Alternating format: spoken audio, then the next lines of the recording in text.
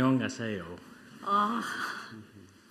It is a pleasure to be in Korea for this conference.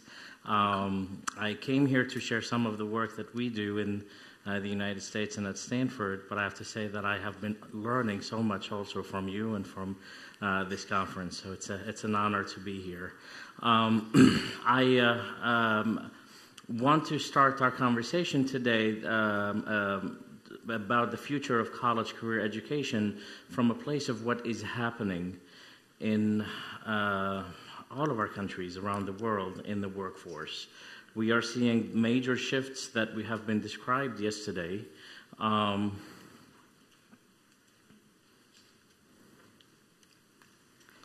Excuse me while I figure out how to advance the slides. There you go. Okay. We are back on track. So what we are seeing is major shifts in global economies that are giving rise to new industries and that are putting pressures on old industries. We have talked all day yesterday about artificial intelligence, and if you need additional evidence, look at what has been published about the number of artificial intelligence patents over the last decade. And as you can see, the major increase in the number of patents, certainly in the United States and also in China, but also in other countries. We are seeing that projections of numbers of job displacement due to automation all around the world. By average of 57% of jobs would be displaced by automation. And as you will notice is that these numbers are much higher in countries like China at 77%, like Thailand at 72%, Ethiopia at 85%. And some of you might think, why higher in some of those countries? It's because in those countries where most of the jobs that rely on physical skills and on repetitive skills that can easily be automated. But it is a global threat and a global trend nonetheless. You can see here that the trends of job displacement based on employee-weighted overall percentage of activities that can be automated.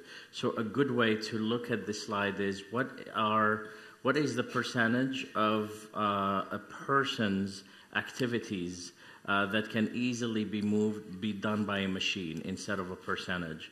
And the dark blue highlighted areas are the ones that have the highest percentages.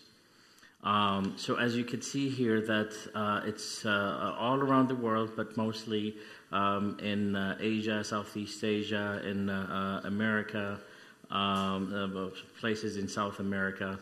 So it is a global trend that all of us in higher education have to pay attention to because now we are getting the question of what are the skills of the future.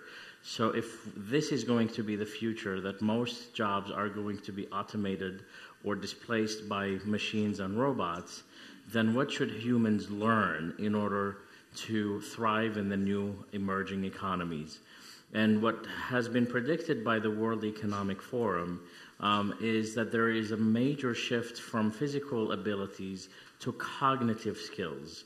Cognitive abilities, system skills, complex problem solving, content skills, process skills, social resource management, and technical skills. These are all skills that will continue to be very important in the future. In fact, the World Economic Forum has published a list of top 10 skills that college graduates must have in 2020. And the top 3 that you could see here focus on complex problem solving, critical thinking, and creativity. And this third thing is what I want to focus on is creativity is what some of the speakers said yesterday would be hard for machines to replicate, although we have seen some examples yesterday of machines already producing art and music. But can they problem solve in creative ways like the human beings do? So this list of skills call for higher education to push its boundaries. Higher education, colleges and universities must rethink the way they educate students and must rethink the way they deliver content and they deliver expertise. And within that framework, also colleges and universities must rethink how they transition students from college to the workforce, because that has always been a challenge, but it is becoming more and more of a challenge today. This gap between college to career has always been a challenge. How many of you in this audience are students? Raise your hands. So we have a few students here that you must be nervous about what that gap, about jumping this cliff because you don't know where you're going next. And one of the questions that students are asking today, and their families and their parents are asking today, is, was this college experience worth it? Did it give my son or daughter the skills that they need to thrive in this new economy? And what is the college responsibility to help transition students into the workforce successfully? So what I propose to you today is to think about it in a different way, rather than it's a jump from one part of the cliff or one mountain to another, to think of it as one evolving journey that both college and industry partner together in order to bring college students into the 21st century and beyond with the appropriate skills. We have heard this quote said over and over at this conference, that the best way to predict the future is to create it. So what is the way we can transform our organizations and transform the way we deliver college education to students? When I started looking at the word transformation on Google, the first images that appeared were of the transformation of a caterpillar into a butterfly, a metamorphosis. And it was a very good analogy or an example of what must happen in universities today. Just like a caterpillar that transforms into a butterfly, universities must go through a self-digestion process. Do you know that the caterpillar must eat its own body, must self-digest its own body in order to emerge as something more beautiful? And that's what universities have to do today, is to take the risk and to completely transform the way they do things. In fact, this is what we see around us in industry all over. So think of, for example, the products from Apple. One of their biggest products was the iPod. Does anyone still own an iPod in the room? I don't think so. It's such an old product already. But in order for Apple to come up with a new product like the iPhone, they had to self-destruct. They have to completely self-digest one of their biggest revenue makers, which is the iPod, to do that. I am using this analogy in order to encourage universities all around the world, universities that are very risk-averse, that don't really try to push beyond the boundaries, to completely rethink and go through a self-digestion process. In fact, when we talk about career education in the United States, and when I talk about career education, it's the career centers that help transition students from college to career. We have gone through our own phases of self-digestion. It started in the early 1900s when the early career development theories or applications were born to help new immigrants that were coming into the United States and looking for jobs. That this was part of it.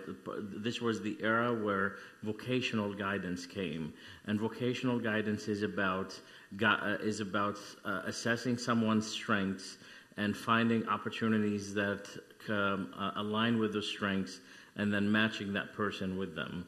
In fact, in the 1900s, the person who did this for college students was the faculty. It was the professor who acted as a professor, but also as an advisor, as a mentor, as a career counselor, as a coach, and provided this. There were no career centers in universities in the early 1900s. It was not until the 1920s in the United States when a rise of a baby boom, an early baby boom before around World War I, and the need for teacher education. So the colleges needed to place more college educated teachers into teaching jobs, and the U.S. government was investing more into education, into teachers. So that's when we took vocational guidance and we applied it to teacher vocational guidance. We moved then in the 1940s, post-World War II, the United States has this thing called GI Bill that allowed veterans, U.S. veterans, to come back to the United States and go to college for free. So all of a sudden, all these universities had higher enrollments of students, and this was during a time of a manufacturing economy. So there was pressure on universities to create placement centers in order to place these college graduates into the workforce. Then it was the 1970s when the new industrial era brought more of a variety of jobs, service jobs. So now college students had more options. They did not only have manufacturing jobs to go into, and all of a sudden they started asking the question, what job do I want to have? What job better represents me rather than what job can I have with this major? So the career counseling field came, and it changed from placement centers to counseling centers. And then in the 1990s, during the dot-com boom, employers and companies came back to colleges to recruit and find talent because we had new technology emerging. And that forced these counseling centers to turn into networking centers in order to establish a stronger connection and networks between employers and students. So as you can see, all these transitions happened, if you were paying attention, they happened every 20 to 30 years, which happened to be the cycles of the economic cycles. Economies tend to shift or change every 20 to 30 years. And of course, it wasn't surprising to us that in 2010, we had a big economic crisis that pushed universities to ask the question, how do we do this again? How do we do this best? And that's the question that's in front of us, is what's next? Because now the economies have changed, expectations have changed, and universities are under pressure to deliver better outcomes for college students and for employers who are wanting to hire them. So this idea of every 20 or 30 years pushed us at Stanford to do a full study interviewing students and companies and employers and parents and alumni. And what we have come up with is this idea that the next emerging trend is connections and communities. What I mean by this is that the job of a university from a career center's perspective has shifted from being just about delivering transactional counseling services or placement services or even developing networks to now actually establishing powerful, meaningful connections and developing communities. These were all affected by major trends that are all around us. The first question that we have in the United States, I'm not saying that this is global, but in the United States we have the question of, is college worth it? And is it worth it to spend all this money to go to university given that all of these changes are happening? The second question is that what is the role of families and parents? Do you in Korea have helicopter parents? Yes. Okay, so it is a universal problem. I'm sorry. we have helicopter parents at the United States, but they have developed and have now landed on our campuses. They're no longer helicopter parents, they're now bulldozer parents that are bulldozing through our campuses, trying to control what we do for our students. American universities are starting to learn how to engage parents, not push back. How do we take this energy and not say stay away from your kid, but say you want to be involved, let's get you involved in this process. And that's a new trend that's affecting our future. There's a new trend that we are seeing that's about meaningful work. When we talk to students about their future and what they want to do, what we're hearing, at least in the United States, but I've heard it in other countries also, I'll be curious to see if that aligns here in Korea, that students want more than just a job. They want to do something that is meaningful, that has an impact on a community, whether it's regional or global. They want their job to mean something. They don't want it to just be a job that just gives them money. And that has been proven out and out and out again, as you see in the quote from Megan Whitman, who is the CEO of HP and came to visit our students once. What does meaningful work mean? It really is a combination of the knowledge and self-awareness of academics and of work, of meaningful experiences while you are going to school, of meaningful connections. That is the new thing that we are starting to invest in now. And all of this gives us this idea of meaningful work. This is what we are basing our new models in higher education on, is this idea of giving students as much as we can in terms of academic knowledge and about the world of work, but also giving them meaningful experience. Experiential education is on the rise in higher education in America, that it's about the experiences that happen outside of the classroom. Those are just as important as what happens inside the classroom, because those give you meaningful connections. They put you in communities that open doors for you. We are starting to think of students as life designers rather than career explorers. Allow me to explain the difference between the two. A career explorer is trying to predict what they want to do. So they explore options, and then they will say, I am going to be a doctor, or I'm going to pursue a career in finance or in medicine because I explored options and these are the best jobs. What we are now working with students on is to think of themselves as life designers instead. That it's not about just predicting what you want to do and then just go and do it. It's about designing your life using design thinking principles, ideating all the time what the possibilities are for you and the problems that you want to solve, and then continuously prototyping and testing. So this idea of life design requires the student to constantly be in the process of trial and error, testing things out, doing things and that open doors for more things and that get you in contact with networks that open doors for you. This is all very important because we are realizing that in this new age, people have new ways of doing things. They have new ways of thinking, they have new ways of doing, they have new ways of working, and they have new ways of connecting.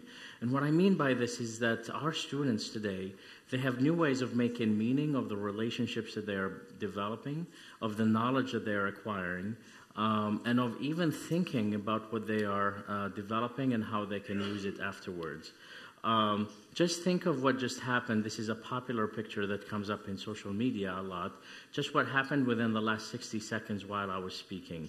Over 80,000 hours on Netflix have been already watched. Over 4 million videos on YouTube have already been watched.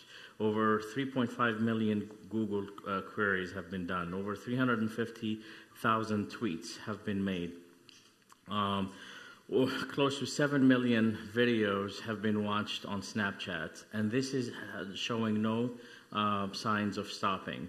We are, and we have always been in tribal communities.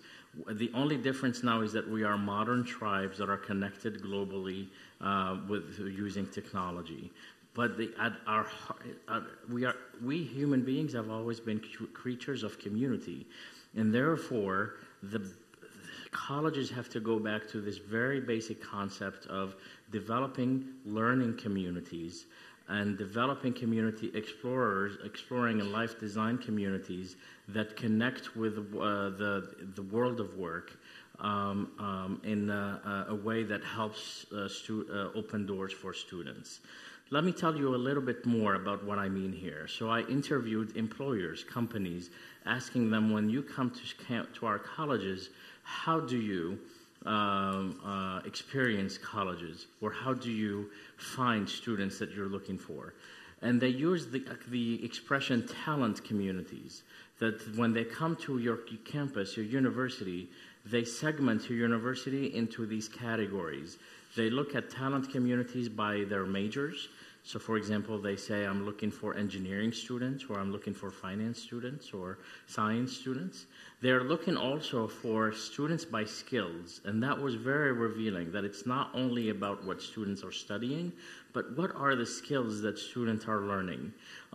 So they're thinking, so sometimes we hear companies that come and say, can you show me where I can find the student leaders who have leadership skills? So we find the students who are involved in student organizations and in student life who have emerged as student leaders. They're looking for students by affiliation. What are their group affiliations? And they're looking also for students by geography, by home geography if they have to go back to their home, or by geography of the area that they want to go into. So for example, if a company tells us that they are looking for students who are from Korea or want to come back to Korea, then we can find that community for them and make that connection. So that forces us in the university to be better at establishing these communities and make them more clear for us and for companies so that they can find them. This forces us to become ecosystems in universities, not just a place. Dynamic ecosystems with its internal networks between the faculty and the staff and all of our events to bring all of that together with the faculty administrators. Even the parents and families need to be involved, at least in our world, because they are hovering and they're landing on our campuses, so we must involve them. We are looking at reframing our counseling and advising. What I mean by this is the idea of providing transactional counseling sessions to students is no longer effective for this generation because they're getting advice from all over the place. They're getting advice online from their parents, from their peers. So instead of spending so much resources to provide these non-scalable services, we are shifting now to more community development, programming, active engagement, that engage industry, that engage alumni as mentors, that are more transformational versus transactional. All of these events that we are doing are costing us less resources and are helping us build more confidence among students, rather than having to hire too many advisors and counselors to meet with students one-on-one. I believe that that is the future for higher education, is to hire less counselors and less advisors and more program managers who develop communities and connect students and alumni and employers and faculty all together into groups, because we learn best through community action. Communities allow us to build a culture of happenstance rather than planning. Do you know what I mean by happenstance? Happenstance is increasing the chance events. You know, that you would say, it's by chance that I got this job, or it's chance that I met someone who opened doors for me. So what we want to do is create such powerful and dynamic communities that allow us to allow students to pursue their curiosity, to be persistent, to be flexible, to be optimistic in the future, to take risks, and then to be in the right place at the right time in front of the right person who might open the right door for them. That is the idea that a college campus can do now, is instead of transactional services, we can create these powerful communities that increase chance events, that make you feel like you just were lucky, that you happened to be there, but you really weren't. You weren't that lucky. The university created opportunities for you to be lucky. So building a community rather than space is the new strategy that we are applying at Stanford. Learning in a community is deeper and more meaningful. It builds connections. It engages all of the different stakeholders. Community is everywhere. And building space as a community, a home, is very important. So I think we are seeing many universities now that are spending too many resources in building brick and mortar and building buildings that are really impressive for learning, but are not necessarily thinking about how those buildings can engage community, can bring students and different stakeholders together to learn together and to connect and to find opportunities. This idea of infusing experiential education as magic moments, just like you see in Disney World or Disneyland, whether through on TV or if you've been there, that there are these moments that make a difference for students. This is a workshop that I did for 1,000 students and faculty and staff in the Philippines that I used experiential education tools to help them with career exploration. And with these design thinking principles, we allowed them to learn so much that they could have learned in an entire semester of advising sessions in just 2 hours by doing activities together as a community and then connecting with one another and then leaving with powerful opportunities. Could we play this video, and I'll end with this one. And we'll be happy to answer questions afterwards. So I'm asking the control room in the back if they could play the video.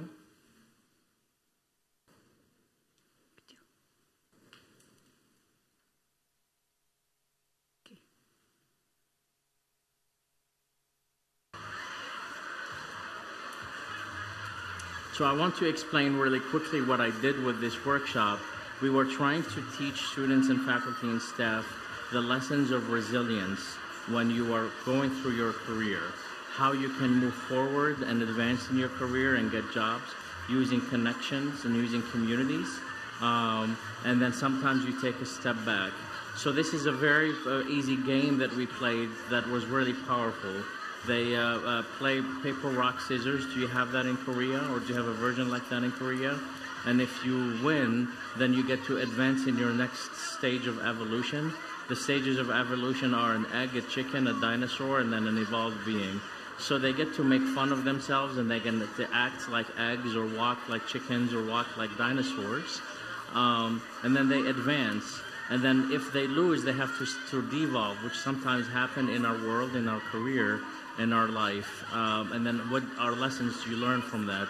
This was a very fun exercise. Many students wrote me afterwards, and they said that this was really powerful, and it allowed them to gain confidence in how they can use community for this. And this was really, these experiential education activities that are done in community, we do them all the time now. This is the type of programming we do that involve alumni and faculty. And it's fun, and it brings more and more of students. So it takes it from what maybe some of our students call it a boring setup where they're just sitting learning through a lecture, to a more active engagement that allow them to reflect about their future and about what they do. And if we involve alumni and employers, they will be able to bridge the gap into the future. Thank you so much for listening to me today, and I really appreciate your attention. Kamsahamnida.